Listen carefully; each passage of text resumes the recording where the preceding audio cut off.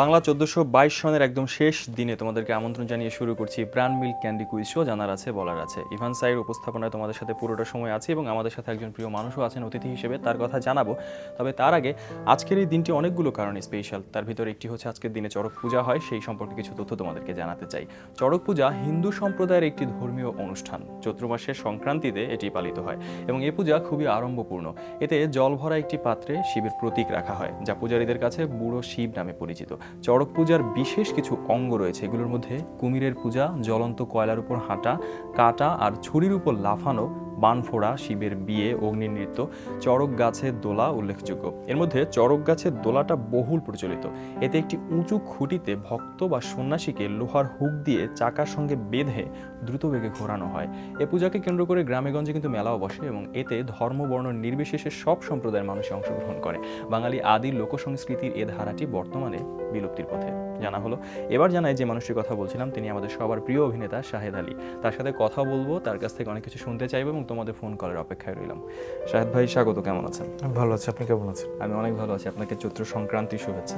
আপনাকেও শুভেচ্ছা এবং এনটিভির দর্শকদেরও চৈত্র সংক্রান্তির শুভেচ্ছা। এবং পাশাপাশি এই চৈত্র সংক্রান্তি একটা দিন পরই শুভ নববর্ষ। এই আনন্দ আরো বেশি বেড়ে যায় যখন শঙ্খচিলের মতো সিনেমা আমরা পাই। সেখানে আপনিও কাজ করেছেন, একটু শুরুটা শুনতে চাই। শঙ্খচিল তো গৌতম ঘোষের সিনেমা। গৌতম ঘোষের সাথে আমি এর আগে মনের মানুষে কাজ করেছিলাম। ওই ছবিতে আমি অ্যাসিস্ট্যান্ট ডিরেক্টর হিসেবেও কাজ করেছি। তো অভিনয় করাটা ওইখানে ঘটনাচক্রে হলেও এইখানে ছিল গৌতমদার চাওয়া প্রথমে যে আমি সহকারী হিসেবেই কাজ করব। তো আমার যেহেতু এখন অভিনেতা হিসেবে একটু ব্যস্ততার জায়গায় এবং আমি এখন আসলে সহকারী হিসেবে কাজ করছি না, সেই জায়গা থেকে দাদা আসলে কোনোভাবে চাইলেন যে আমি করি। তো সেই জায়গা থেকে আসলে করা শঙ্খচিলের অভিনয় এই চরিত্রটা। আর এছাড়া হাবিবুর রহমান খান যে প্রযোজক এই ছবির, উনিও আমার খুব শ্রদ্ধাভাজন। তো ফরিদুর রেজা সাগর সাহেব, ওনাদেরও একটা প্রভাব ছিল কাজটা করার পিছনে। আচ্ছা, গতকাল আমরা প্রিমিয়ার শো দেখে ফেলেছি এবং আগামীকাল একদম বাংলা বছরের নতুন দিনে সবাই দেখতে পাবে। কি বলবেন, সবাই কেন আসলে শঙ্খচিল আলাদা করে দেখবে? অনেক সিনেমা আমরা পাচ্ছি। প্রথমত গৌতম ঘোষের সিনেমা, এটা একটা বড় কারণ নিঃসন্দেহে। পাশাপাশি অনেক গুণী মানুষরা এখানে অভিনয় করেছেন এবং এর আগে মনের মানুষ বা সেই ধারা ধরে যদি বলি, আপনি হাবিবুর রহমান, তার কথাও বলছিলেন। সব মিলিয়ে স্বাভাবিক গতিতেই এটা দেখবারই কথা। কিন্তু তারপরও একটু আলাদা করেও যদি বলা হয় যে কেন মানুষ হলে গিয়ে সিনেমাটা ওভাবে দেখবে? দেখেন, ফ্র্যাঙ্কলি বলতে গেলে যে আমাদের এই উপমহাদেশের যদি খুব কিনলি আমরা খেয়াল করি যে যত ধরনের যা কিছু চেঞ্জেস এবং ক্রাইসিস আছে, একটা বিশেষ কারণে ঘটেছে মানুষের জীবনযাপনে, সামাজিকভাবে, পারিবারিকভাবে, রাষ্ট্রগতভাবে। সেটা হচ্ছে দেশভাগ। শঙ্খচিলের মেইন স্টোরি লাইন দেশভাগ এবং তার পরবর্তী সময়ের এই জনগোষ্ঠীর মানুষের জীবনযাত্রার উপরে। এবং একটা বিশেষ শ্রেণী যারা হয়তো বা বাঙালি, মূলত বাংলা ভাগ, আমরা কিন্তু অনেক বেশি এটার সাফারার এবং স্টিল নাও আমরা হয়তো বা ক্যারি করি এই ওরিয়েন্টেড প্রভাবই। তো যেই দেখতে যাবে দর্শক, সেটা পশ্চিমবাংলাতে হোক, আমাদের বাংলাদেশেই হোক, তার কাছে মনে হবে এটা তো আমার স্টোরি, এটা আমার ফ্যামিলির কোনো গল্প, আমার নারীর গল্প, আমার কোনো, হ্যাঁ, আমার নিজেরই কোনো একটা ইনসিডেন্ট আমি দেখতে পাচ্ছি, একদম নিজের মনে হবে তার। সেই জায়গার থেকেই দর্শক দেখবেন আমার বিশ্বাস। এবং ছবিটা যেভাবে গৌতম বানিয়েছেন, তো তার টিম বানিয়েছে, সেটা আসলে অন্য আর 10টা ছবির থেকেই একদম আলাদা। সেটা দুই বাংলাতেই বলছি, এই কারণে বলছি যে এই ছবিটা অলরেডি কিন্তু রিলিজের আগেই ভারতে জাতীয় চলচ্চিত্র পুরস্কার পেয়েছে বাংলা ভাষায়। সো ওই পর্যায়ের একটা অ্যাট্রাকটিভ জায়গা আছে বিধায় আসলে অন্য অনেক বাংলা ছবির থেকে এই ছবিটা আলাদা। চমৎকার উত্তর। শাহেদ ভাই, আপনার চরিত্র সম্পর্কে একটু, আপনার উপস্থিতি সম্পর্কে একটু জানতে চাই, বা শুটিং অভিজ্ঞতা। রিয়েলিটি হচ্ছে আমি আসলে একজন সাংবাদিক চরিত্র অভিনয় করেছি এবং পর্দা উপস্থিতির জায়গা থেকে আমার উপস্থিতি অনেক কম। কিন্তু রিয়েলিটি হচ্ছে যে আমরা তো আসলে অভিনেতা ছোট বা বড় হই, চরিত্র কোনো ছোট নাই। চরিত্রটা আমি একটা বড় চরিত্র করেছি আমার নিজের বিশ্বাসে। এই ছবির অনেক ভিতরের মেসেজ আসলে এই চরিত্রটার মাধ্যমে বলিয়েছেন ডিরেক্টর। আমার নিজেও আমি একাত্মতা বোধ করেছি যে সংলাপগুলি আমার চরিত্রের মুখ দিয়ে বের হয়েছে। এবং এটা একটা সচেতন চরিত্র এবং সে বাংলাদেশে 8-10 জন সাংবাদিকের মতো সে অনুসন্ধিৎসু এবং ঘুরে বেড়ান এবং সত্যটা জানতে চান। ওই অনুযায়ী সে একটা রিপোর্ট করেন, যেটা আসলে এই গল্পের মূল লাইন। আচ্ছা, এই ছবিটার গল্পের মূল লাইনটা সেইকে দেয়। আচ্ছা, একটু শুটিং অভিজ্ঞতা শুনতে চাচ্ছিলাম। 7 দিন 8 দিন আমরা শুটিং করেছিলাম টোটাল। সাতক্ষীরা, ভারতের বর্ডার, টাকি, তারপরে মানে আমার অংশের শুটিং আমি করেছিলাম 7-8 দিন ধরে। ভালো, খুব মানে এই এক মুহূর্তে ধরেন ভারতে আছি, এই পরের মুহূর্তে বাংলাদেশে শুটিং করছি, এভাবে করে শুটিং করেছি। কোনো নিজেকে অনেক বড় অ্যাম্বাসেডার মনে হয়েছে যে কোনো পাসপোর্ট লাগছে না, ভিসা লাগছে না, বা যেভাবে ইচ্ছা শুটিং করতে পারছি। চমৎকার। আপনার সাথে আরো কথা বলবো, একটা ফোন আছে, একটা ফোন নিয়ে আসি। কে বলছো? আমি মোহাম্মদ নাজমুল সাকিব, কোন ক্লাসে পড়ো তুমি? ক্লাস 6। ঠিক আছে, বলো কোন বিভাগ তোমার পছন্দ? খেলার মাঠ। খেলার মাঠ। খেলার মাঠ থেকে তোমার জন্য প্রথম প্রশ্নটি খুব খেয়াল করে শোনো এবং স্ক্রিনে দেখো। কোন টেস্ট দিয়ে ইন্টারন্যাশনাল কেরিয়ার শেষ করেছেন মাইকেল ক্লার্ক? অপশনগুলো শুনে নাও। ক অ্যাশেজ, খ বর্ডার গাভাস্কার ট্রফি, গ বর্ডার রিচার্ড হ্যাডলি ট্রফি। বলো। অপশন ক অ্যাশেজ। অ্যাশেজ উত্তর নিলাম এবং সঠিক। ব্রিলিয়ান্ট, অভিনন্দন। 500 টাকার বই তোমার কাছে পৌঁছে যাবে। আরেকটু বলি তোমাকে, 2015 সালের 20 অগস্ট ইংল্যান্ডের বিপক্ষে শেষ টেস্ট খেলেন। আর একটা প্রভাব ছিল কিন্তু, হিউজ মারা যাওয়ার পর মানসিকভাবে ভেঙে পড়েছিলেন Clarke. Thank you. Second question, এখন পর্যন্ত টি-20 বিশ্বকাপে বাংলাদেশের সর্বোচ্চ স্কোর কত? এটা খুবই পারা উচিত। অপশনগুলো বলে দিচ্ছি। ক 180 রান, গ 190 রান, গ 205 রান। অপশন খ 190 রান। খ 190 রান উত্তর নিলাম, সঠিক নয়। সঠিক উত্তর ছিল ক 180 রান, যেটা এই 13 মার্চ 2016 ওমানের বিপক্ষে এই স্কোর বাংলাদেশ করেছিল, যেখানে তামিম একটা অনবদ্য 100 রানের ইনিংস খেলেছিলেন। একটা ফোন নিবে। কে বলছো? হ্যালো। হ্যালো ভাইয়া, আমি সোনালী। সোনালী, কোন ক্লাসে পড়ো? ভাইয়া 6-এ। 6-এ? আচ্ছা, বলো কোন বিভাগ থেকে প্রশ্ন নিতে চাও? ইতিহাস ও ঐতিহ্য। ইতিহাস ও ঐতিহ্য। ঠিক আছে, তোমার জন্য ইতিহাস ও ঐতিহ্য থেকে আমার প্রথম প্রশ্ন। ব্রিটিশ ভারতে সর্বপ্রথম আদমশুমারি হয় কত সালে? অপশনগুলো শোনো। ক 1870 সালে, খ 1871, গ 1872। বলো। ভাইয়া 1870। 1870 উত্তর নিলাম, সঠিক নয়। দুঃখিত আমি খুবই। সঠিক উত্তর হচ্ছে গ 1872। শাহেদ ভাই, গৌতম ঘোষ, বিগ নেম, এবং তার সাথে আপনি টানা 2টি ছবিতেই কাজ করেছেন। সেই অনুভূতি কিংবা তার সাথে কাজ করার অভিজ্ঞতা, সেটা একটু শুনতে চাই। টানা ঠিক 2টো ছবিতে কাজ করিনি, মানে আমার মাঝখানে শূন্য অঙ্কতে গ্যাপ পড়েছে। আচ্ছা। শূন্য অঙ্কে কাজ করা হয়নি, কারণ শূন্য অঙ্ক যে সময় শুটিং হয়েছে ওইটাতে আমার অ্যাজ এ নেডি আর একটা ক্যারেক্টার করার কথা ছিল। সেই সময় আমার এনটিভিতেই প্রচারিত হচ্ছে একটা নাটক, সিরিয়াল ছিল অঘটন ঘটন পটিয়সী। তো ওইটাতে আমি একটা চরিত্র কাজ পাই, যেটার জন্য আসলে মাসে একটা দীর্ঘ সময় আমাকে ইনভলভ থাকতে হচ্ছিল। সেই সময় ওই 3-4 মাসের সময় নিয়ে যাওয়ার সুযোগ ছিল না, যে কারণে ওই শূন্য অঙ্কে আমার একটা গ্যাপ পড়েছে। পরে ইয়েতে না, দাদার সাথে আসলে কাজ করাটা তো শঙ্খচিলের পর্যন্ত অনেক ইন্টারেস্টিং, খুবই ইন্টারেস্টিং মানুষ। এবং আমাদেরকে ফোন করবে সেই অপেক্ষায় আছি। শাহেদ ভাই আছেন আমাদের সাথে, তার সাথে কথা বলছিলাম, তোমাদের ফোনের অপেক্ষায় রইলাম। শাহেদ ভাই, এনটিভিতে নাটকের কথা বলছিলেন, একটু শুরুতে জানতে চাই যে কেমন লাগছে আজকে আমাদের এই আয়োজনে এসে? ইন্টারেস্টিং, খুব ভালো, আমার কাছে মজা লাগছে। আচ্ছা। এবং স্পেশালি বাচ্চাদের যে পার্টিসিপেশনটা যেভাবে আমি দেখলাম, আমি আশা করি সময় হয় এখানে এত কিছু এমন প্রশ্ন থাকে না, আমরা নিজেরা বা ইনফ্যাক্ট আমি আমার কথা বলি, আমিও শিখি আসলে। হ্যাঁ তাই তো, আমি নিজে জানি না, আপনি যে 2-3টা প্রশ্ন করলেন একটা মনে হয় জানতাম। আচ্ছা, তো বলছিলাম যে এনটিভিতে আপনি সিরিয়ালের কথা বলছিলেন, সেই কাজগুলো নিয়ে একটু শুনতে চাই। সেখানে এনটিভিতে আমার সিরিয়াল অন এয়ার হয়েছে প্রমিনেন্টলি রূপকথা, অঘটন ঘটন পটিয়সী এবং ফ্যামিলি প্যাক লাস্ট। এছাড়া ধরেন বিভিন্ন সময় বাড়ি বাড়ি সারি সারি এরকম আরও কিছু কিছু বিচ্ছিন্ন সিরিয়ালসও গেছে।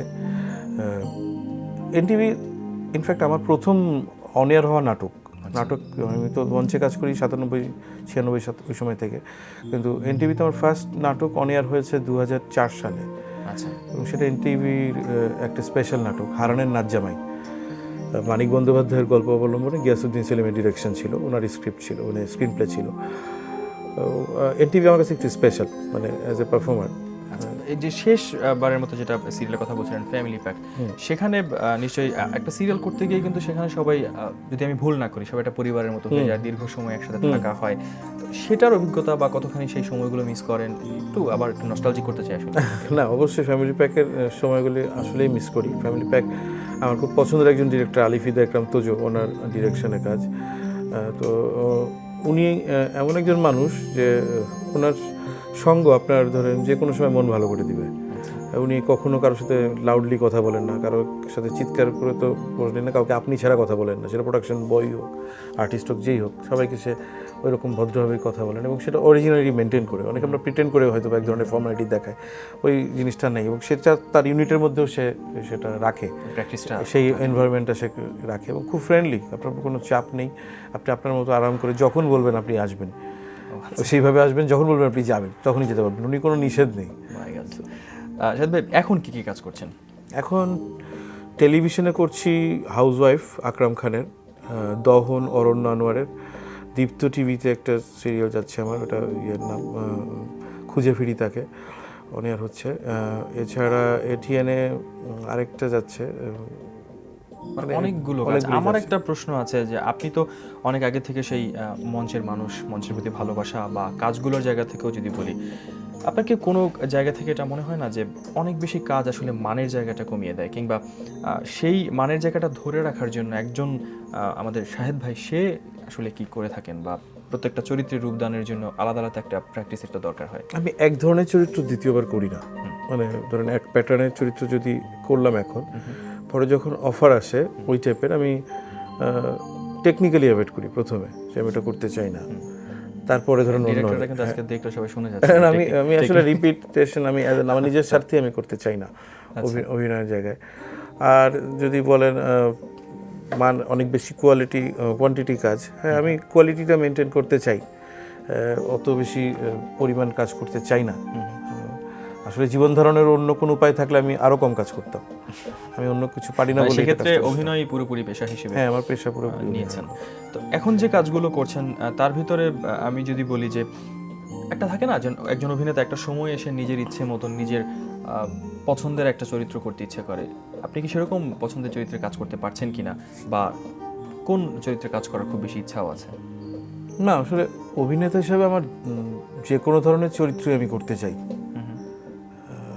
আর স্পেসিফিক যদি বলেন যে আমি আমার মতো যেটা আমি না, সেই ধরনের চরিত্র করতে বেশি স্বচ্ছন্দ বোধ করি। কারণ ব্যক্তিগত জীবন আমি যেরকম না, সেই টাইপের চরিত্র আমার ভালো লাগে, যেটা আমার নতুন ভেঞ্চার হয় লাইফের জন্য, যে না এরকম একটা এক্সপেরিমেন্ট, ওর ফিলোসফি বোঝা, ওর প্যাটার্ন বোঝা, ওর লাইফস্টাইল জানা, এই ইনভেনশনগুলি করতে আমার খুব ভালো লাগে। আরেকটা বিষয় দেখা যায় যে অনেকে যারা সিরিয়াল অভিনয় করছেন কন্টিনিউ, তারা খুব একটা একখণ্ড নাটকে ওভাবে ইনভলভ হতে পারেন না, আবার যারা একখণ্ড করে খানিকটা ভালো লেগে যায় তারা কিন্তু খুব বেশি সিরিয়াল ইনভলভ হন না। আপনার ক্ষেত্রে বিষয়টা কেমন? সিরিয়াল করতে বেশি ভালো লাগে নাকি একখণ্ড নাটকের প্রতি বেশি ভালো লাগাটা কাজ করে? ভালো লাগার যদি বলেন, আসলে আমার সবচেয়ে বেশি ভালো লাগে সিনেমা অ্যাক্টিং করতে। আচ্ছা, তারপরে যদি বলেন অভিনয়ের জায়গা থেকে সবচেয়ে বেশি স্বচ্ছন্দ বোধ করি মঞ্চে। আচ্ছা, একবার করে ফেললাম, সেটার জন্য কোনো ঝামেলা নেই। আর হ্যাঁ, সিরিয়ালটা আমাদের একটা ধরনের অর্থনৈতিক সাপোর্ট দেয়। মাসে একটা সিরিয়ালে যে কদিন কাজ করি সেটার এগেনস্টে আমি একটা অর্থ ফিক্স পেয়ে যাচ্ছি, সেটা আমার সংসার চালাতে কাজে লাগে।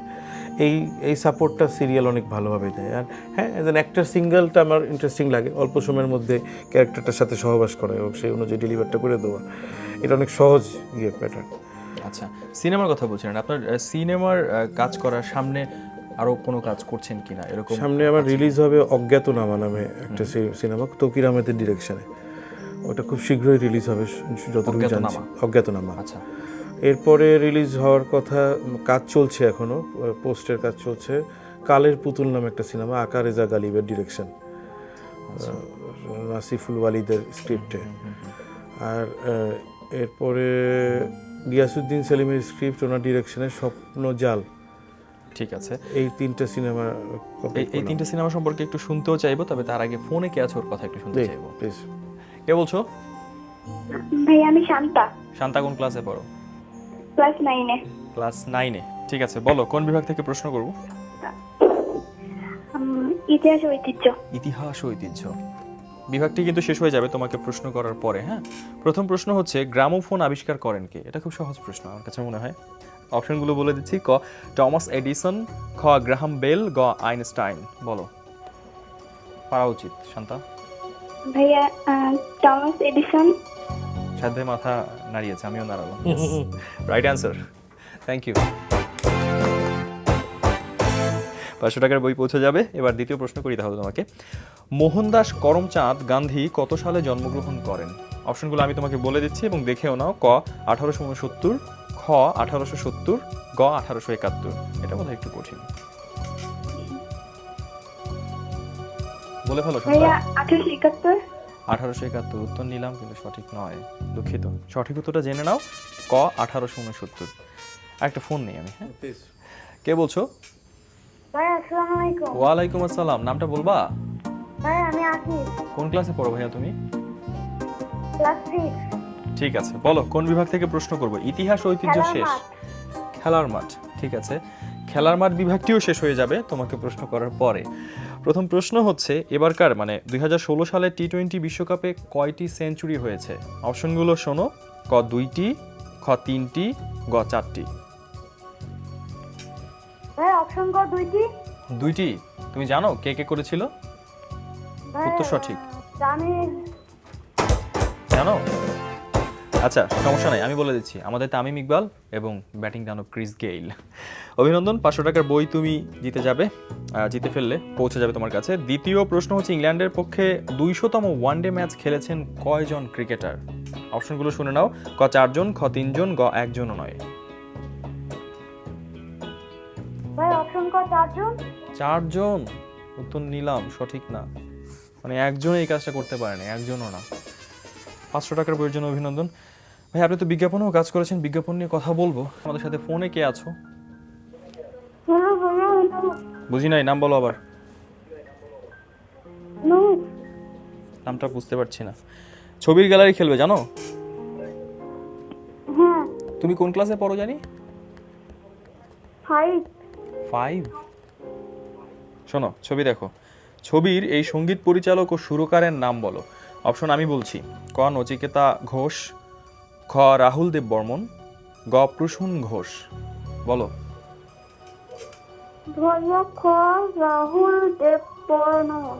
রাহুল দেব বর্মন উত্তর নিলাম, সঠিক হয়নি। সঠিক উত্তরটা জেনে নাও, হ্যাঁ।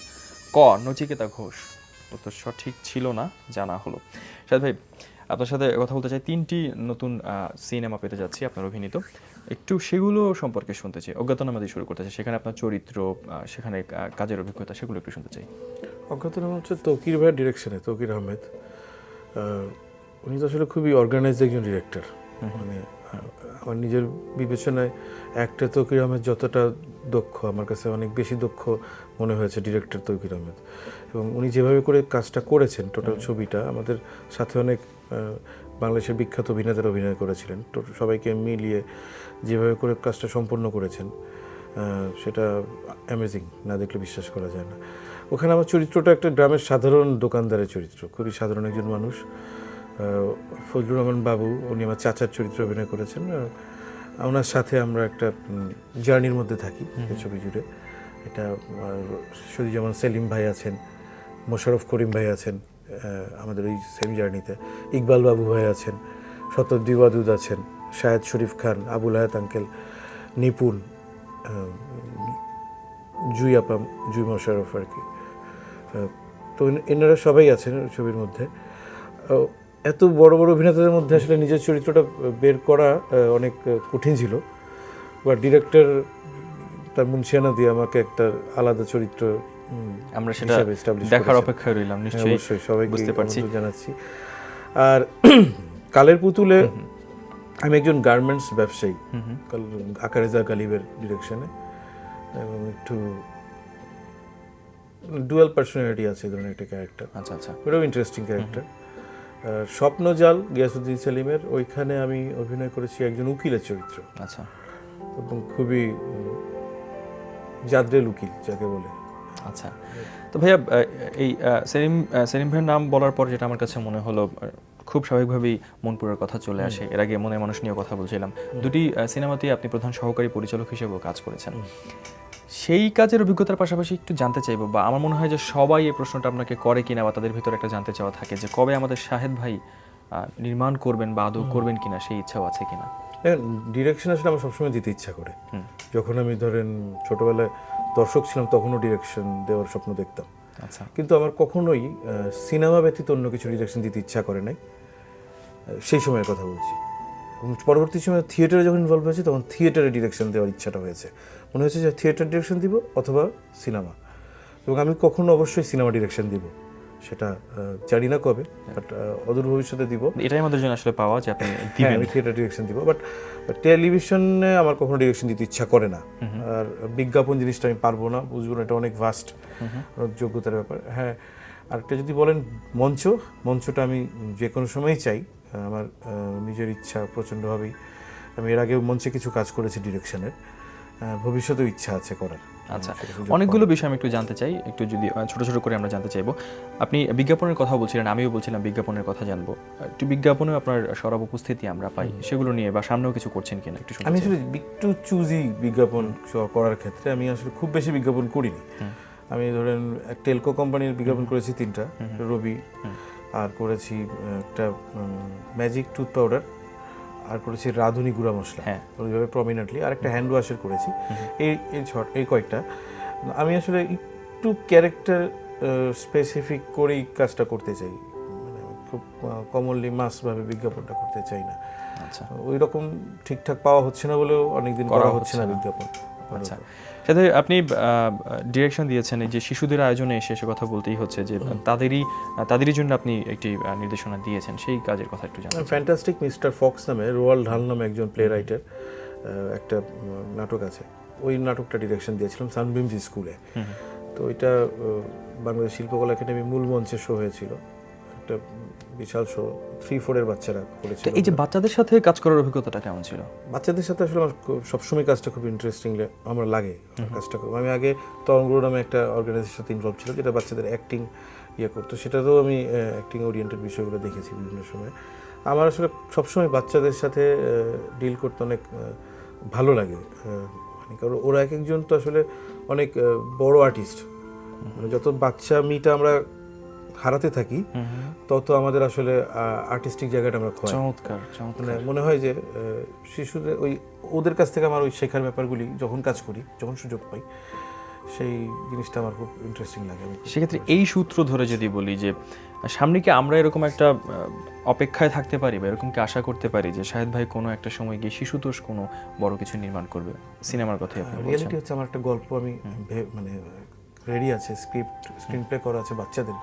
বাহ। ওটার আসলে কিছু বাজেটের ব্যাপার আছে, স্ক্রিন প্লের মধ্যে কিছু অ্যানিমেশনের কাজ আছে, ওইটা আমি এখনই পাবো না, সেটা আমি কোনোদিন বানাবো। মানে একটা বাচ্চাদের নিয়ে আসলে আমার ভাবনাটা চমৎকার। ভালোভাবে আছে। একটু মঞ্চের কথা শুনতে চাই। আপনি বলছিলেন 97 থেকে শুরু। হ্যাঁ, 97 সাল থেকে আমি মঞ্চে কাজ করি, প্রাচ্য নাটের সাথে কাজ করি। প্রাচ্য নাটের অলমোস্ট অনেকগুলো প্রোডাকশনে আমি কাজ করেছি। ইদানিং যে প্রোডাকশনগুলি আছে সেটাতে আমাদের পরবর্তী প্রজন্মের অভিনেতারা অভিনয় করে। আমি অভিনয় ওরিয়েন্টেড কাজ এখন প্রেজেন্ট প্রোডাকশনগুলোতে করছি না, বাট যেগুলো রানিং প্রোডাকশন, যেগুলো হয়ে আসছে, সেগুলো আমি এখনও যখনই শো হয় রিহার্সাল করি, শো করি, ইনভলভ থাকার চেষ্টা করি দলের সাথে। একটা বিষয় আমি একটু জানতে চাই যে আমরা সচরাচর এই কথাটা খুব বিভিন্ন অনুষ্ঠান বা আড্ডা বা কালচারাল যে কোনো জায়গায় হয়তো শোনা হয় যে মঞ্চ কতটা জরুরি অভিনয়ের জন্য। খুব সংক্ষেপে আপনার কাছে জানতে চাইবো একই কথা, যে আসলেই মঞ্চ কতটা সহায়তা করে অভিনয় শেখার জন্য? ফ্র্যাঙ্কলি বলতে গেলে আমাদের এই বাংলাদেশের পার্সপেক্টিভে মঞ্চ আসলে খুব জরুরি আমার মনে হয় না। আচ্ছা, কারণ বাংলাদেশে যারা মঞ্চে কাজ করেন, সেটা আমরা খুব সংক্ষেপে শুনবো, হ্যাঁ, একদম মঞ্চে যারা অভিনয় করেন তারা আসলে একটা বছরের মধ্যে দেখা যায় একজন মঞ্চ অভিনেতা খুব বেশি হলে 6000 দর্শকের সামনে যেতে পারে, মাসে যদি একটা করে শো করে, এর বেশি অ্যাকোমোডেশন নেই।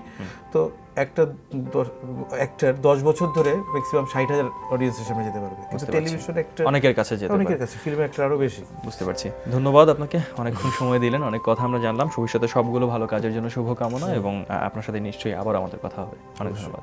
ধন্যবাদ এনটিভিকেও, এবং এনটিভির দর্শক যারা এই প্রোগ্রাম দেখছেন, আপনাদের সবাইকে শঙ্খচিল দেখার আমন্ত্রণ জানাচ্ছি। আপনারা সিনেমা হলে শঙ্খচিল দেখুন, বাংলাদেশের সিনেমাকে এগিয়ে যাওয়ার জন্য আপনাদের প্রমোশন দরকার। ধন্যবাদ।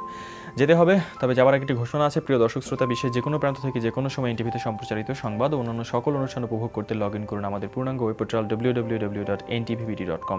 যাবার আগে বলি যে গরমের কথা বলছিলাম, সবার বারান্দায় যদি ছোট করে পাত্রে একটু পানি রেখে দেন, তাহলে পাখিরা পানির তৃষ্ণা পেলে সেখান থেকে পানি পান করতে পারবে। এই প্রত্যাশা রেখে আজকের মতো বিদায় নিচ্ছি। আল্লাহ হাফেজ।